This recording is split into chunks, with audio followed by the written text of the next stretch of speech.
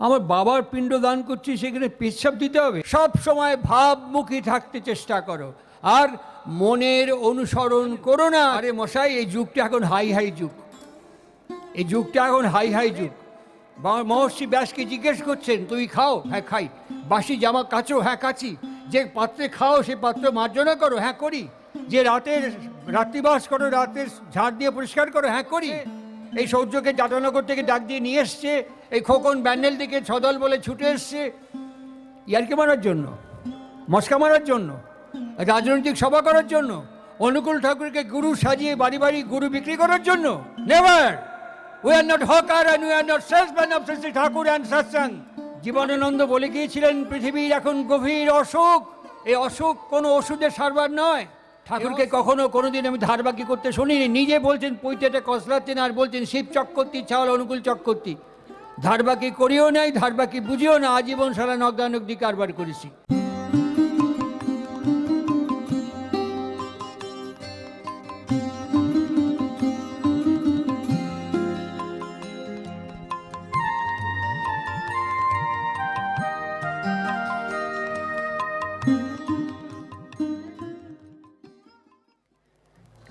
এই প্যামরা শাখা কেন্দ্র শ্রী শ্রী ঠাকুর অনুকূল চন্দ্র সৎসঙ্গের এই আশ্রমে যারা সংরক্ষণের দায়িত্বে এবং আশ্রমিক হিসেবে বাস করছেন, তাদের এবং তাদের প্রতি প্রত্যেকের যে পরিবেশে আমরা একত্রিত এবং সম্মিলিত হয়েছি, এই বৃহত্তর পরিবেশের প্রত্যেক অস্তিত্বের বিভিন্ন সামাজিক শুভ সংগঠন, ব্যবসায়ী সংগঠন, তাদের প্রতি প্রত্যেকের এবং এই দুদিন ব্যাপী মহোৎসবকে সফল এবং সার্থক করে তোলবার জন্য যারা দানে, দক্ষিণায়, সাহায্যে, সহযোগিতায়, শ্রমে, বিনিয়োগে, বিনিয়োজনে, প্রত্যক্ষে এবং অপ্রত্যক্ষে সর্বপ্রকার সহায়তা প্রদান করেছেন, তাদের প্রতি প্রত্যেকের দীর্ঘ, নিরোগ, সুস্থ, সুন্দর এবং সামগ্রিক ইষ্টময় জীবন এবং একই সঙ্গে বিশ্বের সকল প্রাণ এবং সকল অস্তিত্বের সামগ্রিক ইষ্টময় জীবন আমার গুরুদেব এই শ্রীমন্দিরে অধিষ্ঠিত আছেন, তার শ্রীচরণ প্রান্তে আমি আন্তরিক, অমলিন, অকৃত্রিম এবং অকপটতার সাথে প্রার্থনার চেষ্টা করি।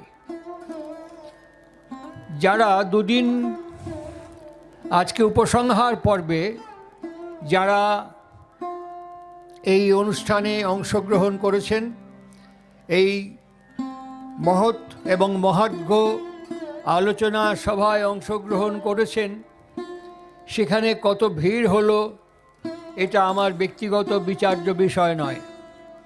সেখানে কত মানুষ উপস্থিত হলো এটাও আমার বিচার্য বিষয় নয়। আমি ফার্মলি বিশ্বাস করি এই সামান্য কয়েকজন মানুষের মধ্যেও কোনো একজন মানুষ নিঃসন্দেহে এই ভাগবত আলোচনার পরম প্রেমময় যুগ সন্ধিক্ষণে যুগ জনার্দনের যে আবেদন এবং আদেশ, এই দুটোই কোনো একজন মানুষ তার হৃদয়ের প্রত্যন্ত গভীর আন্তরিক আগ্রহের সঙ্গে আহরণে অর্জন করবেন বলে আমার দৃঢ় বিশ্বাস। অথবা কোনো গাছ, মাটি, আকাশ, বাতাস যেখানে ছড়িয়ে যাচ্ছে, এই মহাবিশ্বে কোনো শব্দ কখনো কোনো দিন বিলুপ্ত এবং বিনষ্ট হয়ে যায় না। কেউ না কেউ কোনো না কোনো সময় আমি যে কথা উচ্চারণ করে যাব, সে কথার থেকে তার নির্যাসকে আহরণ করবার জন্য একানুবর্তিতার সঙ্গে আগ্রহী হবেন, এ দৃঢ় বিশ্বাস আমার অন্তরে এখনো পর্যন্ত অধিষ্ঠিত হয়ে আছে। এখন এই বর্তমান সময়কালে সন্ধিক্ষণে আমরা প্রত্যেকেই একটা কথা শুনতে পাই, প্রায় শুনতে পাই, বিশেষ করে যারা দূরদর্শন দেখি, বিভিন্ন চ্যানেলে দেখি, সেখানে শুনতে পাই ধর্মকে আলাদা করে রাখবেন।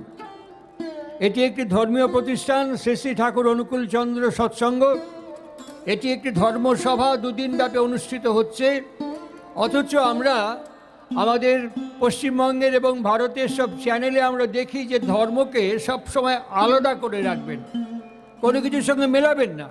রাজনীতির জায়গায় ধর্ম, ধর্মর জায়গায় ধর্ম আর রাজনীতি একসাথে করবেন না।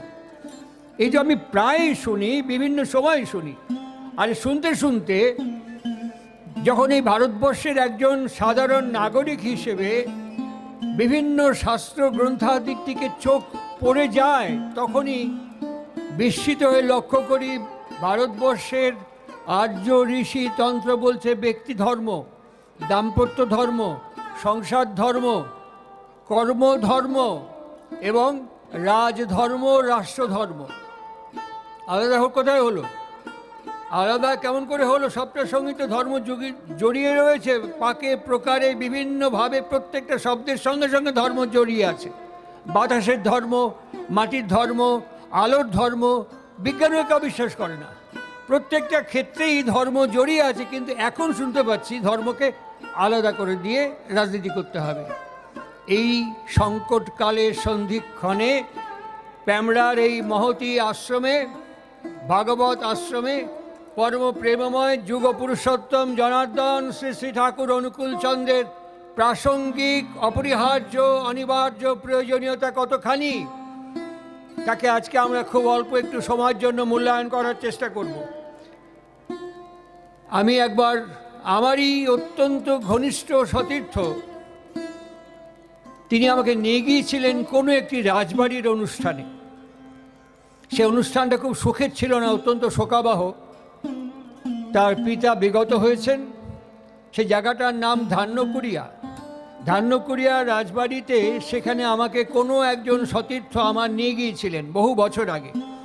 সেখানে যখন যাই, শ্রাদ্ধকর্ম হচ্ছে, আপনারা জানেন যে কুশ নিচে পেতে তার উপরে 3টে পিণ্ড দান করতে হয়।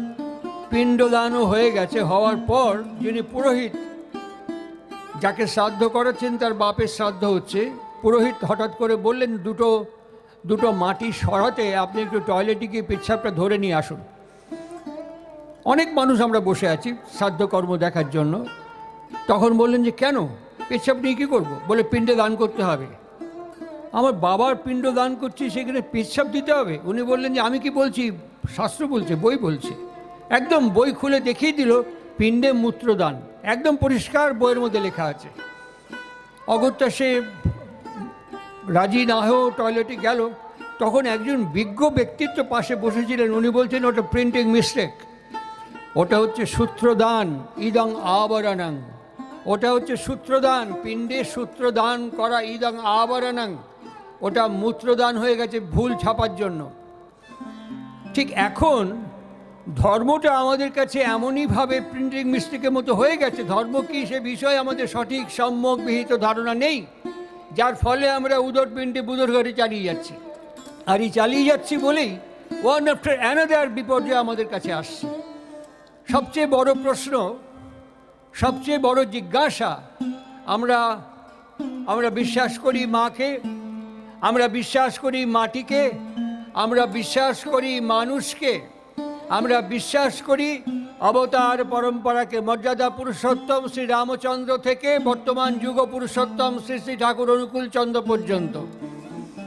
ঠাকুর অনুকূল চন্দ্রের কাছে সৎসঙ্গের পূজনীয় ব্যক্তিত্ব ঋত্বিকাচার্য কৃষ্ণপ্রসন্ন ভট্টাচার্য মহাশয়, তিনি ঠাকুর অনুকূল চন্দ্রের কাছে বসে কথা বলছিলেন বিভিন্ন প্রসঙ্গে।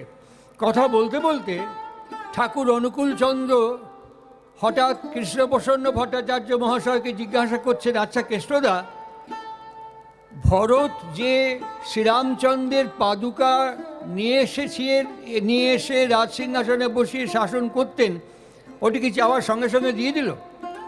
কৃষ্ণদা বলছেন, না না, রামায়ণে তা বলেনি। 14খানা প্রশ্ন করেছিলেন, তার মধ্যে প্রথম প্রশ্ন ছিল ভরতকে শ্রীরামচন্দ্রের মর্যাদা পুরুষোত্তমের, তুমি অতি প্রত্যুষে শয্যা ত্যাগ করো কিনা। দ্বিতীয় প্রশ্ন ছিল শয্যা ত্যাগ করার পর তুমি ঈশ্বরের শরণাপন্ন হও কিনা।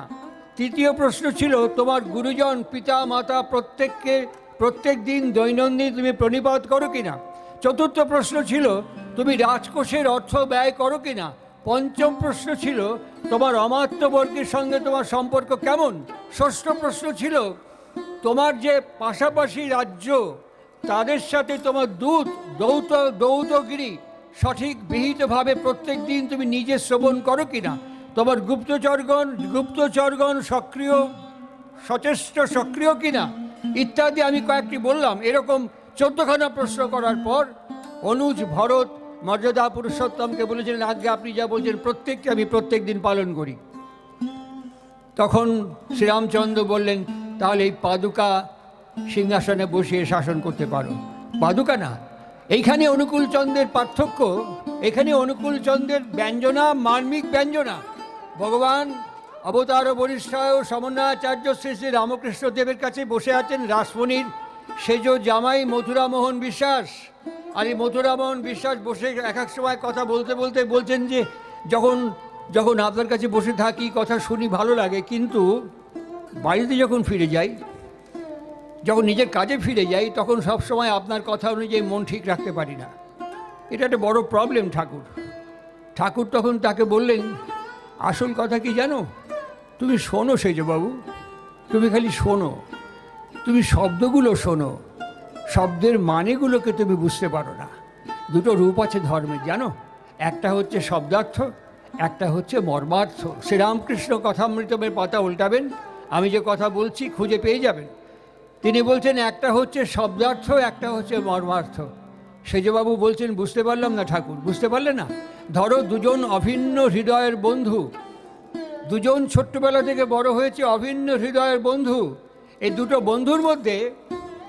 বন্ধুর মধ্যে একজন চলে গেছে বিদেশে, আর যে দেশে থাকে তার বউকে বলতো যে আমার প্রত্যেকটি কাজে ওকে ছাড়া আমার চলতো না, আমার অভিন্ন হৃদয়ের বন্ধু। এই বলে বন্ধুর অত্যন্ত প্রশংসা। হঠাৎ একদিন পোস্টম্যান এসে একটা চিঠি দিয়ে গেল, সেই বন্ধুর লেখা চিঠি। গিন্নি চিঠিটা খুলে পড়ে দেখছে, তাতে লেখা আছে, হারামজাদা তোর সাথে কতদিন দেখা হয় না শালা, এই বলে হতভাগা টতভাগা নানান রকমের কথা লেখা আছে। সে গিন্নির হাতে যখন চিঠিটি পড়লো সেজবাবু, গিন্নি ভাবছে কি জানো, এতকালে বন্ধুর প্রশংসা শুনেছি, আর আমার স্বামীকে কিনে এই অশ্রাব্য কুৎসিত ভাষায় চিঠি লিখছে। তখন স্বামী যখন ঘরে এসছে তখন চিঠিটা ছুঁড়ে ফেলে দিয়ে বললে, এই তোমার অভিন্ন অত্যাজ্য বন্ধু, দেখো কি বিচ্ছিরি ভাষায় চিঠি লিখেছে তোমার বন্ধু তোমাকে, ছ্যা। আর সেই বন্ধু যে সে চিঠিটা পড়ছে আর দুগাল গড়িয়ে জল গড়িয়ে গড়িয়ে পড়ছে দুগাল বেয়ে। কেন বলো দেখিনি সেজবাবু? আসলে বউ শব্দার্থ বুঝেছে, আর সেই তার স্বামী তার বন্ধু মর্মার্থ বুঝেছে। প্রত্যেকটি গালাগাল করা শব্দের ভেতরে যে রাগের সঙ্গে অনুরাগ, ভালোবাসা পরতে পরতে জড়িয়ে আছে, এটা বউ বুঝতে পারেনি। সেরকমই হয়েছে গা, আমরা শব্দার্থ নিয়ে নাড়াচাড়া করছি, মর্মার্থকে বুঝতে পারছি না। তাই মর্যাদা পুরুষোত্তমের ওই যে চরণ তিনি সিংহাসনে রেখেছেন, বর্তমান যুগ পুরুষোত্তম, ওকে একটু ইলাস্ট্রেট করে বললেন, চলন হারা চরণ পূজা, চলন হারা চরণ পূজা, বন্ধা পূজা ঠিকটা জানিস, আদর্শেতে অটুট চলন, বর্ধনা তোর তাই তো মানিস। তাহলে শুধু চরণ পূজা করলে পরে যে হয় না, তার সঙ্গে সঙ্গে চলতে হয়, নিজেকে অ্যাক্টিভলি অ্যাক্টিভেটেড করতে হয় নিজেকে। এইটা Shri Shri Thakur Anukulchandra, the first man, এই যুগের সন্ধিক্ষণে, এই সময়ের সন্ধিক্ষণে তিনি আমাদেরকে মর্যাদা পুরুষোত্তম সম্পর্কে সম্যক সচেতন করে দিলেন। আর দিলেন বলেই আমরা বুঝতে পারলাম what is the definition of man. Sri Ramakrishna বলেছিলেন মান আর হুঁশ, শ্রীরামকৃষ্ণ বলেছিলেন মান আর হুঁশ, এই হচ্ছে মানুষ। ঠাকুর অনুকূলচন্দ্রের কাছে একদম সরাসরি ডিরেক্টলি প্রশ্ন করা হচ্ছে, what is the definition of man. Thakur অনুকূলচন্দ্রকে উত্তর দিলেন টুইঙ্কেল অফ অ্যান আই, চোখের নিমেষে উত্তর দিচ্ছেন, a series of ideas, a series of ideas and a bundle of complexes is called man. কীরকম ব্যাপারটা বুঝতে পারলাম না। ধরুন আমরা স্বামী স্ত্রী সবসময় যে একই রকম পরস্পরের প্রতি ব্যবহার করি তা নয়। প্রথম যেদিন শুভ দৃষ্টি হলো, পানের পাতাটাতে সরিয়ে দিয়ে দেখলাম, তখন আহা, সে রাত্রির আর কাটে না, সে রাত্রির পুটু পুটু করতে করতে সারা রাত পার হয়ে গেল। তারপরে বেশ কয়েক মাস পার হয়ে গেল। তারপর যখন ও আমার বাবারে সোনারে সে মাঝখানে জায়গা দখল করলো, তখন ও দেয়ালের দিকে এদিকে, তখন আর দেখাশোনা হয় না, মিষ্টি মিষ্টি মধুমাখা কথাও আর মুখ থেকে বেরোয় না। তখন দু একটা কথার মধ্যে ভালো চাবুকের দাগ থাকে, মাঝে মাঝে এক একটাখানি রগড়ানি থেকে জামা ঘষার মতন। এরকম দু একটা জায়গায় যখন জামা ঘষে দিলাম, আবার ভালোবেসেছি। শপিং মলে নিয়ে গেছি, আইনক্সে সিনেমা দেখিয়েছি, ক্যাডবেরি খাইয়েছি, কফি খাইয়েছি, সেরে পাঞ্জাবি ভালো সুন্দর ভালো ভালো ব্যবহারও করেছি। তখন বাড়িতে ফেরার পর ডাকটা কি সুন্দর, তুমি খাবে গো, তুমি এখন চা খাবে? না না, এখন রাত্রে চা খাও না। খাও না, ঠান্ডা পড়েছে, চায় বদলে একটু কফি দিয়ে খাও। আবার যখন AK-47 চালিয়ে দিয়েছি, যখন এই আমি চাই AK-47 চালিয়ে দিয়েছি, তখন আমি কফি চাইলে পরে ঠাস করে টেবিলে পড়ে বলছি নাও গেল, দিয়েছি। দেখুন ভাষা, tone, tune and volume, tone, tune and volume কেমন পার্থক্য হয়ে যাচ্ছে। এই যে পার্থক্যটা হয়ে যাচ্ছে কোথায় হচ্ছে? ভাবের মধ্যে। ঠাকুর অনুকূল চন্দ্রের একটি বাণীগ্রন্থ, বইটার নাম শিক্ষা বিধায়না। তার মধ্যে তিনি বলছেন ভাব ভাষাকে আনয়ন করে। শুধু মানুষ বললেই হবে না, মা বললেই হবে না, মাটি বললেই হবে না। মা দি অরিজিনাল, মা দি উৎস, টি ইজ এ আর্টিকেল। সুতরাং এই যে মাটি, মা হচ্ছে অরিজিনাল, টি হচ্ছে তার আর্টিকেল। সুতরাং মা হচ্ছে আসল। প্রশ্ন হচ্ছে সবচাইতে অনুকূল চন্দ্রের, আমার কোন ভাবটা আমার ওয়াইফ, আমার স্ত্রী গ্রহণ করতে পারছে? আমার কোন ভাবটা? আমি আইনক্সে নিয়ে গেছি, কফি খাইয়েছি, আদর করেছি, ভালোবাসা মিষ্টি কথা বলেছি, সেই ভাবটা আমার স্ত্রী গ্রহণ করছে, না আমি যে চোপা করেছি সে ভাবটা গ্রহণ করছে? বুঝতে পারি না, মনেও রাখতে পারি না, ধরতেও পারি না।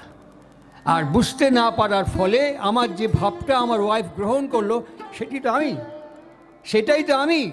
সেই জায়গাটাই আমার মধ্যে আছে। কোনো বিজ্ঞানীকে বলুন সেই জায়গাটা খুঁজে বার করতে পারবে না। অথচ সেই জায়গাটা আমার মধ্যে আছে, সেটাই আমি। যেটা আমার মা আমার বাবার শরীর থেকে যখন আমাকে গ্রহণ করছেন, সেই সময় যে ভাব, সেইটি গ্রহণ করছেন। এই ভাবটি আমাদের সবসময় একই রকম থাকে না। আর সেই কারণেই যখনই যেখানে দৃষ্টি পড়ে, যখনই যেখানে চোখ পড়ে, যেমন ধরুন কোনো একটা ভালো মানুষকে দেখার সঙ্গে সঙ্গে আহ কি ফাইন দেখলে লোকটা। আপনারা যারা ট্রামে, বাসে, ট্রেনে ঘোরাঘুরি করেন, আমি এখন করতে পারি না, কিন্তু যখন করতাম তখন দেখেছি ট্রেনে বসে এরম করে চোখের মনিটা এইখানে নিয়ে এসে এরম করে। তার কারণ হচ্ছে আমাকে দেখছে কিনা। মানুষের সবচাইতে বড় প্রশ্ন, তুমি আমাকে দেখছো কিনা। যদি সত্যি সত্যিই দেখে, সে শ্লাঘা বোধ করে। যদি সত্যি সত্যিই কোনো নারী বা কোনো পুরুষকে কেউ দেখে, সে শ্লাঘা বোধ করে। বিশ্বকবি রবীন্দ্রনাথ ঠাকুর তাই বলেছিলেন, মানুষের আন্তর চাহিদা হচ্ছে নিজেকে বিকশিত এবং প্রকাশিত করে তোলা। এটা আন্তর চাহিদা, আমাকে বিকশিত এবং প্রকাশিত করে তোলা। তুমি আমাকে দেখো। তা আমাদের এই যে দেখা, যখনই আমি কোনো ভালো জিনিস দেখছি, ওই ভালো জিনিসটা আমার চোখে আহুতি হচ্ছে। কোনো ভালো খাবার দেখলে আমার রসনায় তার আহুতি হচ্ছে। ঠিক একেই বলে যজ্ঞ করা। ঠাকুর অনুকূল চন্দ্র এই যুগে এসে আমরা যারা যজ্ঞ করতে দেখি বা যজ্ঞ হয়, সেখানে একটি মন্ত্র কম্পালসারি, ওম অগ্নি সোম অভ্যাং স্বাহা। সোম কাকে বলে, অগ্নি কাকে বলে আমরা জানি না। আমরা মা, আমরা মাটি, আমরা মানুষ সব নিয়ে নাড়াচাড়া করি, মর্যাদা পুরুষোত্তমকে নাড়াচাড়া করি, কিন্তু সোম কাকে বলে, অগ্নি কাকে বলে, এটা আমরা ভালো করে বুঝতে পারি না। ঠাকুর অনুকূল চন্দ্র পরিষ্কার ভাবে বলছেন, অ ন গ অনাক থেকে অগ্নি কথাটা উৎপন্ন হয়েছে, যার মানে এগিয়ে নিয়ে যাওয়া। প্রশ্ন হলো, কোথায়, কোন দিকে আমাকে এগিয়ে নিয়ে যাওয়া হচ্ছে? আমার যে ভাবটা আমার ভেতরে আছে, এই ভাবটাকে কোন দিকে এগিয়ে নিয়ে যাওয়া হচ্ছে? ঠাকুর অনুকূল চন্দ্র তার ছোট্ট লেখা বাণীগ্রন্থ সত্যানুসরণে নিজে হাতে লিখে দিয়েছেন, সব সময় ভাবমুখী থাকতে চেষ্টা করো, আর মনের অনুসরণ করো না। কারণ মন সবসময় ফ্ল্যাকচুয়েট করছে, সব সময় মন ফ্ল্যাকচুয়েট করছে। এই বিষয়ে একটি বাণী আছে ঠাকুরের, বইটার নাম শাশ্বতী বাণী গ্রন্থ। ভেবে দেখবেন, আমরা প্রায় কথায় বলি, মন দিয়ে কাজ করো। কোথায় থাকে মনটা? মন দিয়ে কাজ করো, মন দিয়ে পড়াশোনা করো, মন দিয়ে পড়াশোনা করো। আমরা আজীবন ছোটোবেলা থেকে শুনে এসেছি, সব মন দিয়ে করো। আর প্রথম আমার জীবনে ঠাকুর অনুকূল চন্দ্রের বাণী গ্রন্থের মধ্যে পেলাম আশ্চর্য ডায়ামেট্রিক্যালি অপোজিট বাণী। তিনি বলছেন মনোযোগী হতে যেও না। আরে আশ্চর্য কথা, তিনি বলছেন মনোযোগী হতে যেও না। কি হবে? আগ্রহী হয়ে ওঠো, আগ্রহী হও, মনোযোগী হতে যেও না। আমার বাবা মা, আমার স্ত্রী, আমার সন্তানের প্রতি আমি কিন্তু মনোযোগী না, আমি আগ্রহী। আমার যে কোনো কাজই থাক, যত দূরেই থাকি, বারে মোবাইল বার করছি আর জিজ্ঞাসা করছি এখন ঠিক আছে তো, ভালো আছে তো, খবর সব ভালো তো। আমার আগ্রহ টানতে টানতে নিয়ে যাচ্ছে। ঠিক সাইমালটেনিয়াসলি আমি দীক্ষা গ্রহণ করার পর থেকে এখন পর্যন্ত আমি অতখানি আগ্রহী কি না সেটা একটা বিচার্য বিষয় আমার কাছে। কারণ আমার মা আমার বাবার ভেতর থেকে আগ্রহের সঙ্গে কোন ভাবটিকে গ্রহণ করেছিলেন সেটি আমি, তার উপরে আমি দাঁড়িয়ে আছি, তার ওপরেই আমি টিকে আছি। এই যে মানুষের সংজ্ঞা ঠাকুর অনুকূলচন্দ্র দিলেন, আজকে এর সঙ্গে সঙ্গে যে একটা বিবাহের সংস্কার জড়িত হয়ে আছে, এটা আমরা বুঝতে পারি না। মিস্টার সঞ্জীব চট্টোপাধ্যায় এখনও বেঁচে আছেন। কিছুদিন আগে আমাদের মণিশঙ্কর মুখোপাধ্যায় চলে গেলেন, বিখ্যাত সাহিত্যিক, যিনি পরবর্তীকালে বিবেকানন্দকে নিয়ে অসাধারণ গবেষণা করেছেন। তিনি চলে গেলেন। এখনও প্রবীণ বর্ষিয়ান সঞ্জীব চট্টোপাধ্যায় এখনও বেঁচে আছেন। ওনার সঙ্গে একটি অনুষ্ঠানে দুর্গাপূজার উদ্বোধনে আমি ছিলাম, মোহনবাগান লেন শ্যামবাজারের কাছে। ওনার সাথে আমি একটি দুর্গাপূজার উদ্বোধনে ছিলাম, আমি আর সঞ্জীব বাবু। সেখানে বসে উনি খুব হাস্যরসের লেখা লিখতেন। সেখানে বসে উনি বললেন কি জানেন, আরে মশাই, এই যুগটা এখন হাই যুগ, এই যুগটা এখন হাই যুগ। তা আমি হাঁ করে শুনছি, সৌদ্য যেমন বসে শুনছি, আমিও হাঁ করে ঘাড় এরকম করে সঞ্জীব বাবুর কথা শুনছি, ক্ষীণ কণ্ঠ। উনি বলছেন এখন যুগটা হচ্ছে হাই যুগ। আগে আপনার সঙ্গে দেখা হলে নমস্কার, সুপ্রভাত, কেমন আছেন গেরিন্দা? ভালো আছি, বাড়ির সব কুশল। এখন ঠোঁটের কোণে কিং সাইজের লম্বা সিগারেট, মুখের চেয়ে ঠোঁটের চেয়ে ওজনে ভারী, এখানে ঝুলে পড়েছে ঠোঁট এরকম অর্ধেক হয়ে, আর এক হাতে স্টিয়ারিং দিয়ে হাই, জানলা দিয়ে হাতটা বাড়িয়ে বলে দিলাম হাই, কিংবা বাইকে ডিক করে যাচ্ছি, একবার হাত তুলে বললাম হাই, ক্রস করে যাচ্ছি হাই যুগ। এত বড় জমি পড়ে আছে, এই এত বড় জমির মধ্যে এটা অপচয় ছাড়া কি? কতগুলো ক্লাস্টারে ভাগ করে কতগুলো টাওয়ারে আজকে বিল্ডিং হয়েছে, তো হাই রাইজ বিল্ডিং বলুন তো দেখি। এই উঠোন জায়গা জমি নষ্ট করা উচিত? এখানে হাই রাইজ। আগে দেখতাম সোডা দিয়ে রিঠা দিয়ে কাপড় কাচা হতো, কিন্তু এখন সব উঠে গেছে। এখন ফুট করে টিপুন, ওয়ারপুল একেবারে সঙ্গে সঙ্গে এদিক ওদিক করে ড্রাই হয়ে বেরিয়ে আসলো হাই রাইজ, হাইটেক। এখানে পুঁতবেন, ওখানে গিয়ে বেরিয়ে গেল। মিঠুন চক্রবর্তীর ডায়ালগ, মারবো এখানে, লাশ পড়বে শ্মশানে। ঠিক সেই রকম, এখানে পুঁতবেন, ওখানে ফুটে উঠবে হাইব্রিড। এইটুকু মুরগি আনলাম, ফুলে বড় হয়ে গেল, ফট করে বিক্রি করে দিলাম। এখন সব হাই যুগ। এই এত হাই এর মধ্যে একটা হাই খালি খসে পড়ে গেছে ব্যাঙাচির লেজের মতো, কি জানেন? Hygienic way of life. সব হাই করতে যাচ্ছে, হাইব্রিড, হাইটেক, সব হাই রাইজ, সব হাই। খালি একটা হাই ব্যাঙাচির লেজের মতো খসে পড়ে গেছে, তার নাম হচ্ছে hygienic way of life. Bangla করলে কি হয়? সদাচার সমন্বিত জীবন প্রবাহ। এইটি আমাদের কাছ থেকে হারিয়ে গেছে, এইটি আমাদের জীবন থেকে হারিয়ে গেছে। আর এটি হারিয়ে যাওয়ার সঙ্গে সঙ্গে কে স্বামী কে স্ত্রী এগুলো আমরা আর বুঝতে পারি না, এগুলো আমরা আর অনুভব করতে পারি না। শব্দার্থের ভেতর দিয়ে মর্মার্থের মার্মিক ব্যঞ্জনাকে আমরা আমাদের মধ্যে আর হৃদয়ঙ্গম করতে পারি না। কেন?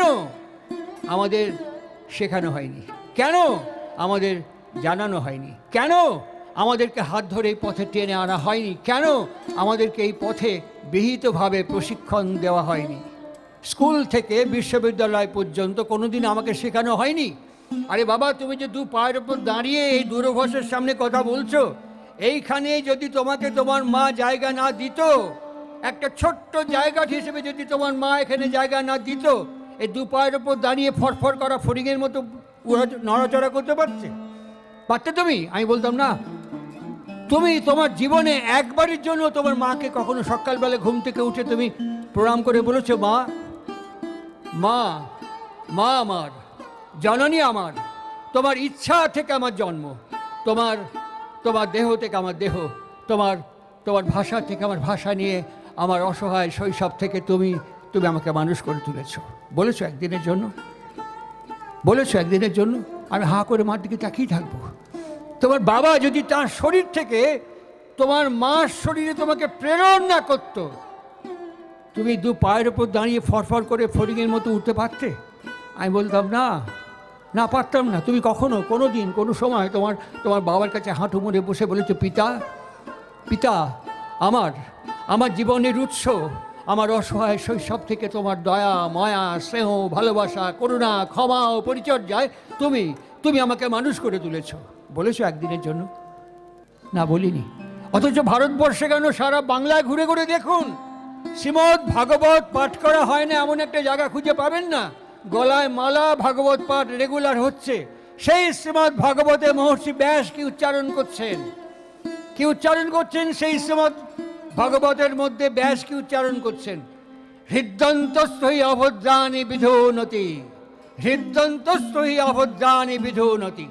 যে কথা আজকে 2026 সালে বিজ্ঞান কর্নিশ করছে, স্যালুট করছে, হ্যাটসঅপ করছে আর্য ভারতবর্ষের ঋষি বিধানকে। হৃদ্যন্তস্থৈ অভদ্রাণি বিধুনতি কি মানে?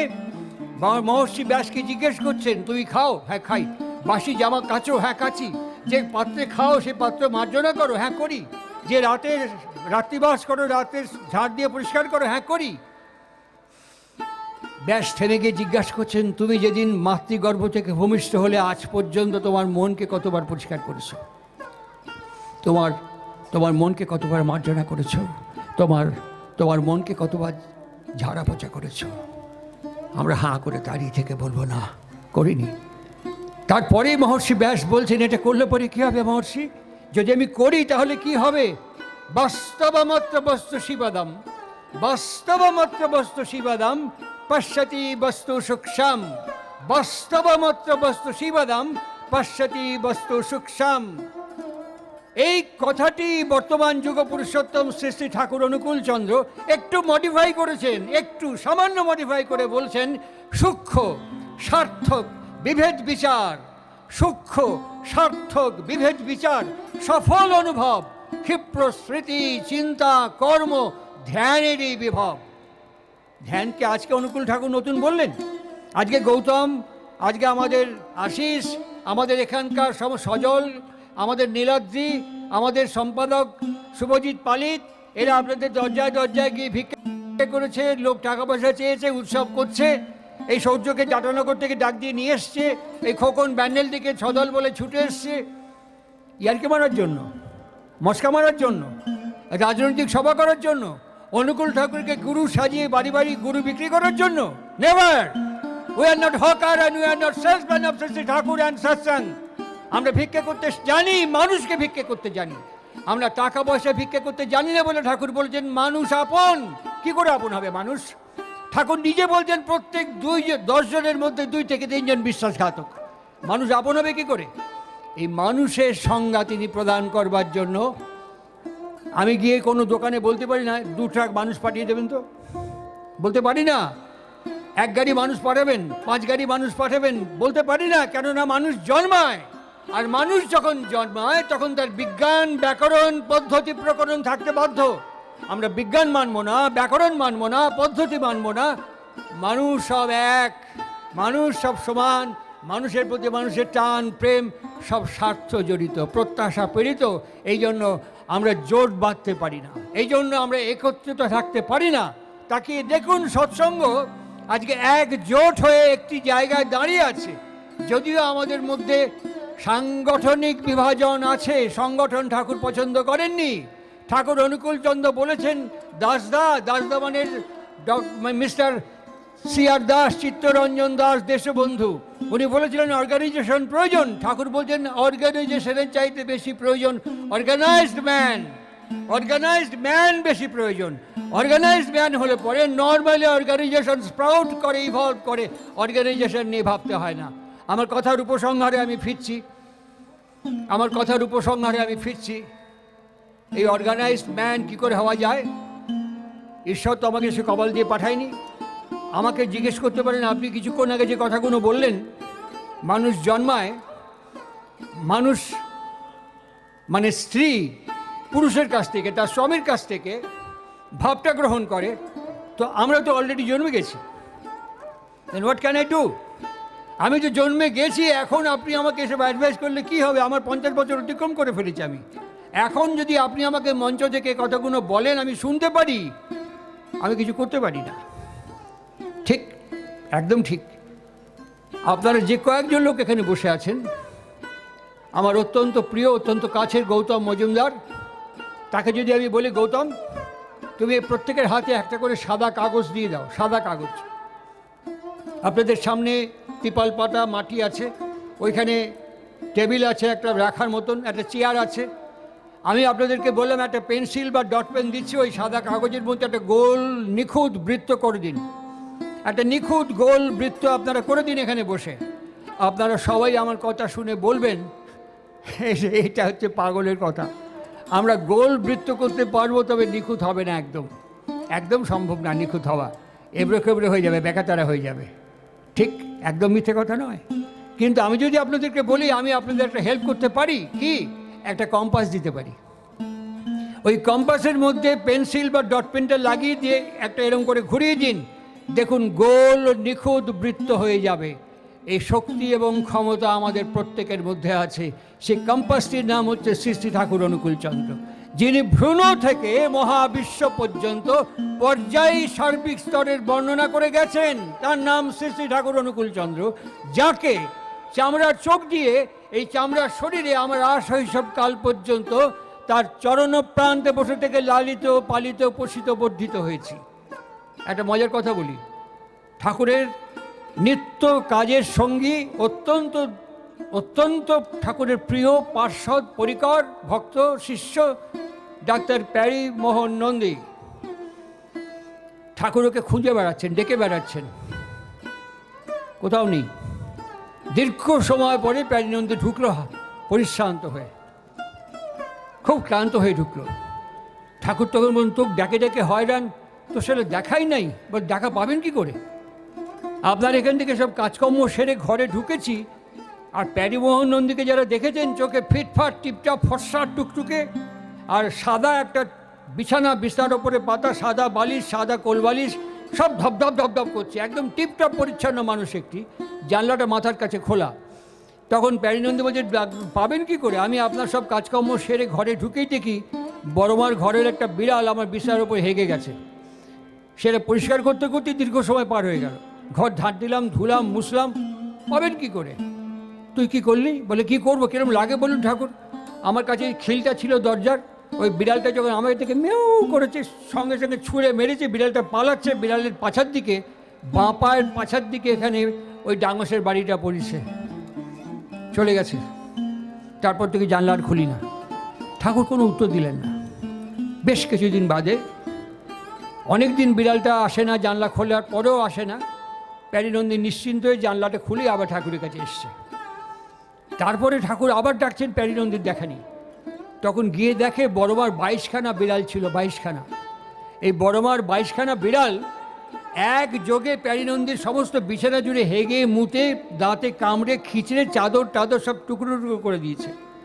প্যারিনন্দী ওই জায়গায় মাথায় হাত দিয়ে বসে পড়েছে, সব পরিষ্কার পরিচ্ছন্ন করে ঠাকুরের কাছে এসে বলতে, জানেন একটা বিড়ালের পাছায় মেরেছিলাম, আশালা বড়মার 22টা বিড়াল আমার ঘরে ঢুকে টুকরো টুকরো কুটি কুটি করে ফেলেছে আমার বিছানার চাদর, বালিশের ওয়ার টোয়ার সব।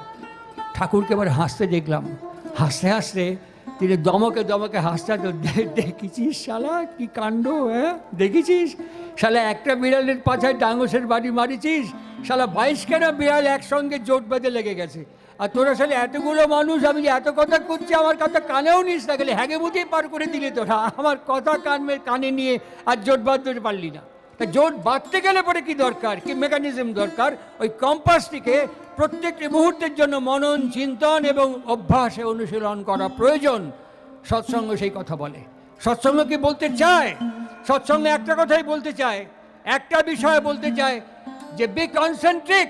আসলে হওয়া সম্ভবপর কেমন করে? ইনি বর্তমান গুরুদেব শ্রী শ্রী ঠাকুর অনুকূলচন্দ্র, তিনি বলছেন, আমি যখন আমার বাবার শরীর থেকে মার শরীরে গেলাম, কাকে বলছেন? তার কনিষ্ঠ পুত্র কিছুদিন আগে প্রয়াত হলেন ডক্টর পি.আর. চক্রবর্তীকে বলছেন যে আমি যখন আমার মার শরীরের মধ্যে ঢুকলাম, গেলাম অ্যাজ এ জায়গাট, that time I was a foreign body.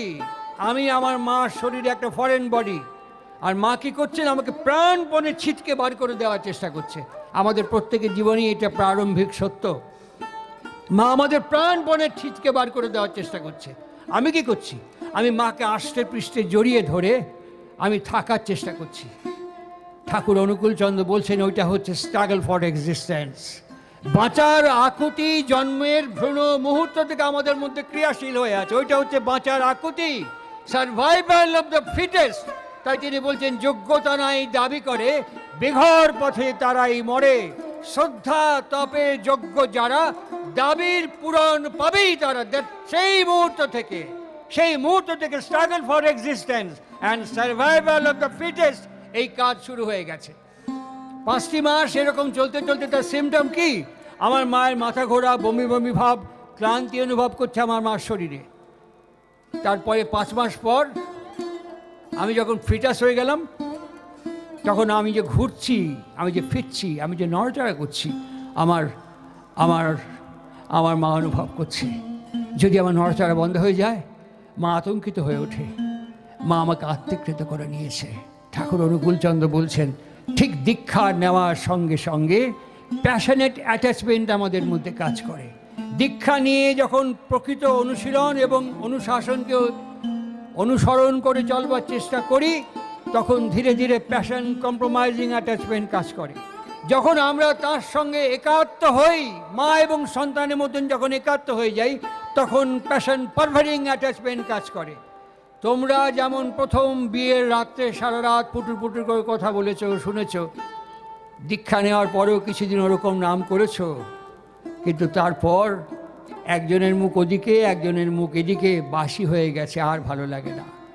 হাত দুটো বাড়িয়ে দিয়ে রেয়াচার হাউজারম্যানকে বলেছিলেন আমার সামনে, বুঝলি রে, আমার তোরা তোগরের জীবনে বাসি করে ফেলাস না, আমার তোগরের জীবনে তোরা বাসি করে ফেলাস না। আজকের এই উৎসব আঙিনায় বসে থেকে, আজকের এই ভাগবত আলোচনার প্রেক্ষিতে দাঁড়িয়ে থেকে আমরা এই কথাকে মনন করছি কেন, চিন্তন করছি কেন? বড্ড দুঃসময়। জীবনানন্দ বলে গিয়েছিলেন পৃথিবীর এখন গভীর অসুখ। এই অসুখ কোনো ওষুধে সারবার নয়। এই অসুখ এখন কোনো কিছুতে প্রতিষেধক কিছু নেই আমাদের কাছে। এই যে বললাম কম্পাস, ওই কম্পাসটি আমাদেরকে গ্রহণ করতে হবে, যার প্রকৃত নাম হচ্ছে সদ্গুরুর সদ্দীক্ষা গ্রহণ করা। আমাকে জিজ্ঞাসা করতে পারেন দীক্ষা নিলে কি হবে? দীক্ষা আমি নিলাম, আমি কি হবে? ঠাকুর আজীবন নগ্দানুগ্ধি কারবার করেছেন। ঠাকুরকে কখনো কোনোদিন আমি ধারবাকি করতে শুনিনি। নিজে বলছেন পুঁইতেটা কসলাচ্ছেন আর বলছেন শিব চক্রবর্তী ছাওয়াল অনুকূল চক্রবর্তী। ধারবাকি করিও নাই, ধারবাকি বুঝিও না, আজীবন সারা নগ্দানুগ্ধি কারবার করেছি। বেশ, আমি যদি এখন দীক্ষা নিই আমার কি হবে? কি হবে? এখন বিজ্ঞানীকে সমর্থন করছে দীক্ষা নিলে কি হয়।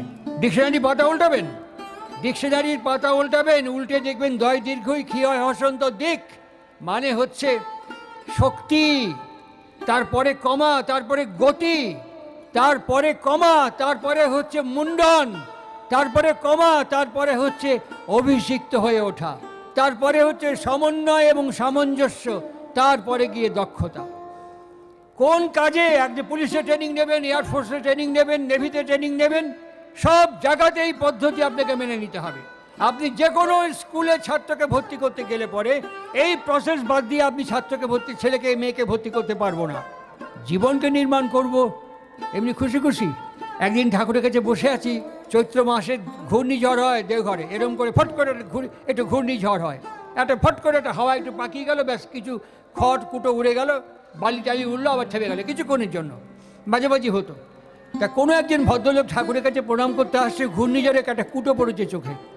সে নিজে অনেক কসলাকুসলি করে বার করতে না পেরে একজন গুরু ভাইকে দেখো, দাদা আমার চোখটা একটু দেখুন তো কী পড়েছে কিনা। বলছে হ্যাঁ দাঁড়ান দাঁড়ান, এরকম রুমালের কোনটা খুঁটো করে ওই ময়লাটা বার করে দিল। তখন দেখতে পেলো ঠাকুরের দেখেছিস শালা মানুষের চোখ জগৎ আর জীবনে সব দেখতে পায়, মানুষের এই চোখ জগৎ আর জীবনে সব দেখতে পায়, কিন্তু শালা চোখের মধ্যে যদি কিছু পড়ে চোখ আর তা দেখতে পায় না। চোখে যদি কিছু পড়ে চোখ আর তাকে দেখতে পায় না, তখন সামনের একটা মানুষের সাহায্য প্রয়োজন হয়, সেটি গুরু। তা আমার জীবনে আমি এতই অবসেসড যে আমার কোথায় কখন কেমন কি করণীয় তা আমি বুঝতে পারবো না। ধরুন নগ্দানুগ্ধি কারবার করছি, দীক্ষা নিলাম আজকে। দীক্ষা নেওয়ার পর অধ্যয়ন এবং অধ্যাপনা এটা যখন আমি শুরু করলাম, আমার বইয়ের ওপরে কোনো একটা কারণে ব্যাপারে বিষয় পা থেকে মাথা পর্যন্ত রাগ ছুটে উঠল। এই ঠোঁটের বাইরে বেরোবেই, যেই বেরিয়ে যাওয়ার মুহূর্ত, দীক্ষা নিয়েছি, বীজনাম জপ করছি, সঙ্গে সঙ্গে তার কথা আমার মনে পড়ল, চটা দেখলেই মিষ্টি বলো, চটা দেখলেই মিষ্টি বলো, হৃদ্য দীপন স্বরে। এই ব্যবহার চটা লোকের উপকারী করে। ধরুন আমার বউ আমার বাড়িতে ঢোকা, একটা মজার ঘটনা, আমি এক্ষুনি এখান থেকে যেখানে যাব, জায়গাটার নাম হাতিয়ারা, এক্ষুনি যাবো এখান থেকে হাতিয়ারা একটা উৎসবে। আর সেখানে আমাদের একজন ছিল, আমাদের শনিবার এরকম মন্দিরে সৎসঙ্গ হতো, আর এখানে তার বাড়ি। আরে বাবা, কাক বসতে না পারার মতন চিৎকার স্বামী স্ত্রীর মধ্যে, খালি দাদার গলায় শোনা যেত, বৌদির গলা শোনা যেত না। তেমনি একদিন শনিবার যখন এসছেন, সবাই বলছে, মনমোহনদা আপনি এত ঝগড়া করেন কেন? বলে আমার গলা শুনতে পান, আমার বউয়ের কথা শুনতে পান না? বলে না, আমার বউ কথা কি করে, কিচ্ছু করে না, কোনো কথা বলে না, খালি তেন করে শব্দ করে। আর তখন মাথা গরম হয়ে যায়, কি করে একটা করে শব্দ করে। আমি ঢুকে বললাম, কি গো আজকে মন্দিরে যাওনি? পান সাজতে সাজতে বলছে। তারপরে আমি বললাম, তোমার বড্ড খিদে পেয়েছে, দুটো রুটি দাও। কিচ্ছু বলে না, খালি একটা করে, আপনার তো শুনতে পান না। তখন তাকে বাণীটা পাঠ করে শোনানো হলো, তিক্ত ব্যবহার, তিক্ত ব্যবহার রুচ্চ করো, যেমন ধরো সুক্ত, এতে ফল ভালোই ফলে, ঝিনুকে যেমন মুক্ত। তিক্ত ব্যবহার রুচ্চ করো, যেমন ধরো সুক্ত, এতে ফল ভালোই ফলে, ঝিনুকে যেমন মুক্ত। নগদানগদি কারবার পালন করুন, ফল নিন, কোনো ধারবাকির কারবার নেই। আর আমি যে চরিত্র নিয়ে জন্মে যে বয়সে দাঁড়িয়ে আছি, সত্যি আমার এখন আর পিছনের দিকে যাওয়ার সময় নেই, কিন্তু পদার্থবিজ্ঞান বলে force into displacement is equal to work. ভুল বলছি না, একদম ভুল বলছি না। Force into displacement is equal to work. আমরা সবাই চলে যাওয়ার পর এই হারমোনিয়াম, মাইকের স্ট্যান্ড, এই সাউন্ড বক্সগুলো এখানেই পড়ে থাকবে। যদি কেউ না সরিয়ে নিয়ে যায় তাহলে এখানেই পড়ে থাকবে। আমার ভেতরে যদি ফোর্স অ্যাপ্লাই আমি এখনো না করি, এই অভ্যস্ত সংস্কারই আমাকে আজীবন বহন করে চলে যেতে হবে। এই একই অভ্যস্ত সংস্কার আমি বহন করব, আমার সন্তান বহন করবে। আমি নিজেকে ডিসপ্লেস করে রিপ্লেস করব কোথায়? ঠাকুর অনুকূল চন্দ্রে। একে বলে প্লেসিবো এফেক্ট। পদার্থবিজ্ঞান এর নাম দিয়েছে প্লেসিবো এফেক্ট। এখানে আমি ডিসপ্লেস করব, এখানে গিয়ে রিপ্লেস করব, কি হবে? আমার জিনকে ইনফ্লুয়েন্স করবে। আমি প্রতিদিন যখন দেখবে যে আমার বাবাকে, আমার মাকে আমি প্রণাম করছি আমার গুরুদেবের নির্দেশে, আমার সন্তান সন্ততি দেখতে দেখতে দেখতে দেখতে একদিন তারাও স্বতঃস্ফূর্ত স্বতঃস্বেচ্ছভাবে আগ্রহী এবং অনুসরণ করবার চেষ্টা করবে। আমার অজ্ঞাতে, আমার অজান্তে ঠাকুর অনুকূল চন্দ্র আমার পরিবারকে একটু একটু করে গুরুমুখী করে তুলতে চেষ্টা করবে। ঠাকুর অনুকূল চন্দ্রের দীক্ষা নেওয়ার পর আমি আমার বাড়িতে গিয়ে বলতে পারি, বাবা তুমি একটা কাজ করো, ওই পাশে যে বাড়িটা আছে না, তুমি 10 মিনিট গিয়ে বলো যে আমার বাবা দীক্ষা নিয়েছে, মা দীক্ষা নিয়েছে, আমরাও দীক্ষা নিয়েছি। ওই পাশের বাড়িতে তোমার কি কাজ আছে? আমার বাবা আমাকে 15 মিনিট সময় দিয়েছে। কি কাজ আছে বলো? বাজার করা, ঘর মোছা, ঘর ঝাড় দেওয়া, কি কাজ আছে বলো? আমার মেয়েকে বললাম ওইখানে গিয়ে, কাকিমা, জেঠিমা, মাসিমা, ঠাকুমা যা বলো আমার মা আমাকে পাঠিয়েছে, 20 মিনিট সময় দিয়েছে, তোমার ঘর মোছা, ঘর ঝাড় দেওয়া, বাসের মাঝে কী কাজ আছে বলো। এটা যখন আমি করব, ঠাকুর আমাকে সরাসরি নির্দেশ করছেন দীক্ষার সঙ্গে। অদ্য হইতে সংকল্প করিতেছি আমার পারিপার্শ্বিক প্রত্যেকের আপদে বিপদে যথাসাধ্য অর্থ, বাক এবং বাস্তব কর্মে সাহায্য করিবার জন্য আমি বদ্ধপরিকর হইলাম। এই যে আমাকে আদেশ করেছেন, আমি কি ঝাঁকানি দিয়েছি একবারের জন্য? জয়গুরু যতবার বলি, বন্দে পুরুষোত্তম যতবার বলি, এই কথাটা একবারও চিন্তা করি না। আমি উৎসবে যত বক্তৃতা করতে পারি, আমার পরিবেশের মধ্যে বক্তৃতা করতে পারি না। তাই আমরা গত কনফারেন্সে পরিবারপঞ্জি স্বীকার করেছি, অনুমোদন হয়েছে আশ্রম থেকে। আপনাদের প্রত্যেকের কাছে বর্ধমানে গৌতমের কাছে দিয়ে গেলাম, আশিস ভট্টাচার্য এবং হাওড়ার অশোক সাধুকার কাছে দিয়ে গেলাম পরিবারপঞ্জি। আপনারা প্রত্যেকে, পরিবারে যতজন আছেন প্রত্যেকেই পরিবারপঞ্জি ফিল আপ করবেন। আর পরিবারপঞ্জি থেকে আমরা ডাটা সংগ্রহ করব এবং আমরা ধীরে ধীরে একটু সময় নিয়ে ক্লাস্টার ওয়াইজ ভাগ করে দিয়ে, এই প্রত্যেকটি নির্দেশকে কোনো সংগঠনের পক্ষে সম্ভব হয় না, কারণ আমার বউয়ের জন্য, আমার ছেলের জন্য কোনো সংগঠন নেই। আমার বউকে আজকে প্রেশার, কালকে সুগার, কালকে ডায়ালিসিস করার জন্য কোনো অর্গানাইজেশন এগিয়ে আসবে না। ঠিক একইভাবে আমার গুরুকে সেবা করার জন্য কোনো অর্গানাইজেশনের প্রয়োজন হয় না। This is the custody, this is the platform. এই প্ল্যাটফর্মে আমরা একত্রিত হয়েছি। আগ্রহ, সেবা, যত্ন, ভালোবাসা, পরিচর্যা আমাকে ব্যক্তিগত আগ্রহ এবং উদ্যোগ নিয়ে করতে হবে। আর সেই আগ্রহ এবং উদ্যোগ যাদের থাকবে, many are invited but few are chosen. বাইবেলে প্রভু যিশু এ কথা বলে গেছেন, many are invited but few are chosen. সেই সামান্য কিছু মানুষের মধ্যে কিছু মানুষকে ঠাকুর ভিক্ষা চাইছেন। আপনারা পরিক্রমা করবেন আলোচনা প্রসঙ্গে থেকে দ্বীপরক্ষী, নানা প্রসঙ্গে, কথা প্রসঙ্গে। প্রতুল দ্বীপটি একবার ঝাঁকি পরিক্রমা করে দেখবেন। তার মধ্যে তিনি বলছেন, কোনো মানুষ যেন ফিল না করে আমি একা। প্রত্যন্ত গ্রামে বসে থেকেও যেন সে অনুভব করে আমার সঙ্গে সৎসঙ্গ আছে, আমি একা নই। আজকে এই জায়গায় 138টি বছর ভারতবর্ষের সমস্ত ডিগনিটার্স, পলিটিক্যাল সেলিব্রিটি, পলিটিক্যাল ডিগনিটার্স ঠাকুর অনুকূল চন্দ্রের কাছে এসছেন। একে আমরা গুরুগিরি পদ্ধতি, কৌলগুরু পদ্ধতিতে ঘুরিয়ে দিয়েছি। বিবেকানন্দ ভিক্ষা করে করে ঘুরে বেরিয়েছে, নরেন্দ্রনাথ দত্ত। যতক্ষণ না পলিটিক্যাল পেট্রোনাইজেশন এসছে, যখন ক্ষেত্রীর মহারাজ তাকে পলিটিক্যালি পেট্রোনাইজ করলেন, এবং দক্ষিণ ভারতের রামনাথের মহারাজ যতক্ষণ না পলিটিক্যালি পেট্রোনাইজ করলেন, শিকাগো তার কাছে স্বপ্নের মতো ছিল। এই পলিটিক্যাল পেট্রোনাইজেশন মহাপ্রভুর আমলে আমরা দেখেছি। যখন মহারাজ প্রতাপ রুদ্র তাকে পলিটিক্যালি পেট্রোনাইজ করলেন, তখন বৈষ্ণব ধর্ম দিক দিগন্তে ছড়িয়ে পড়েছে। আমরা এটা দেখেছি, ইতিহাসে দেখেছি। মা খাদিজা যখন অত বড় ধনী মানুষ, তিনি যখন হযরতকে তার সম্পূর্ণ দায়িত্ব দিলেন, তখন তার এই ইসলাম ধর্ম সব জায়গায় পরিব্যাপ্ত হয়ে উঠল। তাকেই দেখুন, মহারাজ শ্রীরামচন্দ্র মর্যাদা পুরুষোত্তম নিজেই রাজা, ভগবান যদুবংশ শ্রেষ্ঠ, যাদব শ্রেষ্ঠ শ্রীকৃষ্ণ নিজেই রাজা। তথাগত যখন তার লীলা সম্বরণ করে গেলেন, 500 বছর পর্যন্ত তার মুভমেন্ট ডরমেন্ট হয়েছিল, লেটেন্ট হয়েছিল। মহারাজ অশোক যখন উপগুপ্তের মাধ্যমে তাকে আবার ফর্ম করলেন, আবার যখন ইভলভ করলেন, তখন সারা রাজ্য রাষ্ট্রব্যাপী ছড়িয়ে গেল। অনুকূল চন্দ্রের কাছে গোড়া থেকেই পলিটিক্যাল স্রোত ছিল। আমি জানি না কোন অদৃশ্য কারণে এই পলিটিক্যাল ফ্লোটাকে সঠিক সম্যক বিহিতভাবে কাজে লাগানো হয়নি। এই বুথ লেভেল থেকে আমাদের কেন্দ্রীয় লেভেল পর্যন্ত সংগঠনকে গড়ে তোলবার জন্য কোনো প্রয়াস নেওয়া হয়নি। আজকে একটা কৌলগুরু পদ্ধতিতে আমরা কনভার্ট করে দিয়েছি। সেই সময় সন্ধিক্ষণে এখন ভারতবর্ষ একটা আর্থকোয়েক, দুদিন আগে আপনারা ভূমিকম্প দেখলেন, সামান্য ভূবিজ্ঞানীরা বলছেন এটা আফটার শক। আস্তে আস্তে আস্তে আস্তে কন্টিনেন্টাল প্লেট এমন হয়ে গেছে ভূগর্ভস্থ, একটা ভয়ঙ্কর বিপদ নকিং অ্যাট আওয়ার ডোর, একটা ভয়ঙ্কর বিপদ আমাদের দরজার সামনে। এই কথাগুলো অনুকূল চন্দ্র বহু আগে বলে গেছেন। অবস্থার গতিক দেখে মনে হয় মনুষ্যত্বের মূল বুনিয়াদ লুপ্ত প্রায়। এখনও যদি আমার কথা না শোনো, জানি না মনুষ্যত্ব থাকবে কি থাকবে না। আমরা এখন সেই দরজার সামনে সামনে দাঁড়িয়ে আছি। আর সেই সন্ধিক্ষণে দাঁড়িয়ে থেকে এই পরিবারপঞ্জি অত্যন্ত প্রয়োজন, অত্যন্ত প্রাসঙ্গিক। সময় লাগুক, একটু সময় ধরে আপনারা সাহায্য করুন, কেউ ফেরাবেন না। সমস্ত যে লেটারগুলো আছে এগুলো ঐচ্ছিক, আপনি জানাতেও পারেন, নাও জানাতে পারেন।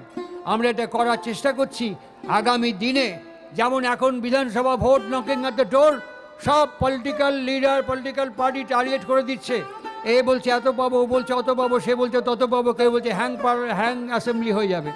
আমরাও এখান থেকে টার্গেট করে দিচ্ছি। ঠাকুর অনুকূল চন্দ্র দেশবন্ধু চিত্তরঞ্জন দাসকে বলেছিলেন, আর অসাম্প্রদায়িক জননায়ক নেতাজি সুভাষচন্দ্র বসুকে বলেছিলেন, সুভাষ আমি যা বললাম যদি এখন থেকে শুরু করো, 30 বছরের মধ্যে ঝাঁকে ঝাঁকে কিছু সন্তান পাবে, যা কাঁধের ওপরে ভর দেওয়া যায়, বিশ্বাস করা যায়, নির্ভর করা যায়। আজকে প্যামরার এই ভাগবত তীর্থভূমি থেকে আমিও টার্গেট করে দিচ্ছি, যদি পরিবারপঞ্জি আমরা দ্রুত সম্পাদন করতে পারি, আগামী 30 থেকে 25 বছরের মধ্যে যদি সঠিক সম্যক বিবাহ যোগাযোগ করতে পারি, ঝাঁকে ঝাঁকে কিছু সন্তান পাবো, যাদের কাঁধের ওপরে, মাথার ওপরে, হাতের ওপরে ভারতবর্ষ নির্ভর হয়ে আগামী দিনের জন্য প্রাগ্রসর হতে থাকবে। দীর্ঘ সময় আপনাদের সাথে কথা বললাম। আমার পেছনেই অপেক্ষা করছেন আমার ভাতৃপ্রতিম, আমার অত্যন্ত কাছের, অত্যন্ত প্রিয় আমার সতীর্থ, যাদের বাড়িতে দীর্ঘদিন আমার কেটেছে, আজও কাটে। দীর্ঘদিন যাদের ভাইদের সাথে আমার সম্পর্ক, প্রণম্য পিতৃতুল্য অরুণ মুখার্জিদার সুযোগ্য মধ্যম আত্মজ সৌর্যকুমার মুখোপাধ্যায় আছেন, উনি কথা বলবেন। আমার অত্যন্ত প্রিয় মানুষ, তার সঙ্গে আপনারা কথা বলুন। আমি এখান থেকে কলকাতা হয়ে হাতিয়ারে আরেকটি উৎসবে অংশগ্রহণ করবার জন্য যাচ্ছি। আপনারা সবাই ভালো থাকবেন। আমার রওনা হওয়ার আগে আমি উচ্চারণ করছি, এই বারুদের গন্ধ বাতাসে আগামী ভোটে কত কোল খালি হবে আমরা জানি না, আতঙ্কের পরিবেশ, কার নাম থাকবে কার নাম বাদ যাবে কিচ্ছু জানি না, সব মিলিয়ে মিশিয়ে নিয়ে যে অশান্ত অস্থির একটি পরিবেশ তৈরি হয়েছে, সেখানে বারুদের বিনিময়ে, সেখানে বিষের বিনিময়ে, সেখানে মধু বর্ষিত হোক, এই প্রার্থনা নিবেদন করছি আমার গুরুদেবের শ্রীপাদ প্রান্তে আমি গুরুদেবের কাছে নিবেদন করছি। ওং মধুবাতারিতায়তে মধুস্খরন্তি সিন্ধবা মাধিন্য সন্তোষোদি মধুনক্তা মুতো শশা। ওং মধুমাত পার্থিবং রজঃ মধুদ্দৌরস্তু ন পিতো মধুমাংস্তু সূর্যঃ মাধির্গাবো ভবন্তু না। ওং মধু ওং মধু ওং মধু। ওং স্বস্তি ন ইন্দ্র বৃদ্ধস্তবঃ স্বস্তি ন পূষা বিশ্ববেদাঃ। ওং স্বস্তি নস্তার্ক্ষ্যৌ অরিষ্টনেমি। ওং স্বস্তি বৃহস্পতি দধাতু। গতির্ভর্তা প্রভু প্রেষ্টা ঈশ্বর পুরুষোত্তমঃ। আব্রহ্মস্তম্ভ ভৃদ্ধাতা সদ্গুরুস্ত্বং নমস্তুতে। ওং শান্তি ওং শান্তি ওং শান্তি।